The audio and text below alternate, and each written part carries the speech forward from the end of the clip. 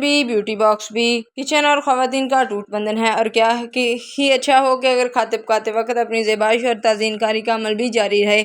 Antioxidant ग़िज़ाएँ हों या अज्जाए जल्द की रानाई और बालों की कुदरती चमक में इजाफ़ा कर सकती हैं। ज़ैल में चंद ऐसी ग़िज़ाओं का जिक्र किया जा रहा है।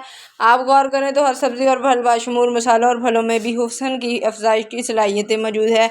सौंफ से खुश्की का खात्मा, सौंफ हाज़मे के लिए बेहतरीन, यखनी पुलाव बनाने और हज़ारों मकासद के लिए इस्तेमाल होती है।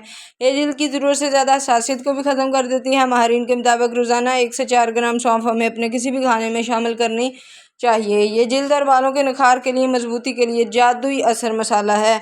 अगर पानी उबालकर सौंफ मिला ली जाए और शैम्पू के बाद इस पानी से बाल धो लिए जाएँ तो ना सिर्फ खुश्की से निजात मिलती है बल्कि गिरते हुए बाल भी मजबूत होने लगते हैं। मगर शर्त वही है कि ग़िज़ाओं के बैरूनी और अंदरूनी दोनों तरीक़ों के इस्तेमाल से तवाज़ुन में रखा जाए। हल्दी दे मुहासों से निजात। हल्दी ऐसा मसाला है जिसके बगैर हमारी हड्डियाँ पक ही नहीं सकती और इसकी ज़ख्म को मुंतमिल करने की सलाहियत से सभी वाकिफ़ हैं।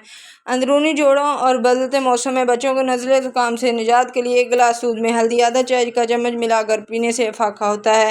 ये क़ुव्वत मुदाफ़ियत में भी इजाफ़ा करती है। कील मुहासों से निजात के लिए 1 चम्मच हल्दी, 3 चम्मच दूध या दही, 2 चम्मच आटा और थोड़ा सा शहद मिक्स करके चेहरे पे 10 मिनट के लिए लगा लें और फिर सादा पानी से धो लें। अपने आमलेट में चुटकी भर हल्दी भी शामिल कर लें तो बहुत जल्द दानों और कील मुहासों की शिकायत जाती रहेगी। दालचीनी सेहत के लिए मौजू। यह खून की गर्दे बेहतर बनाने के लिए मौजू तरीन मसाला है। ये खून की निगहदाश्त भी करती है, नज़ले ज़ुकाम और दांतों के अमराज में भी फ़ायदा देती है। निज़ाम हाज़मा के लिए बेहतर है जिसके असरात खुली खुली रंगत की शक्ल में देख सकते हैं। दिन भर में जब भी फुर्सत मिले दालचीनी का कहवा सादा शहद में मिलाकर पीने से बेहतर नतीजे सामने आते हैं। लहसुन गिरते हुए बालों के लिए मुफीद।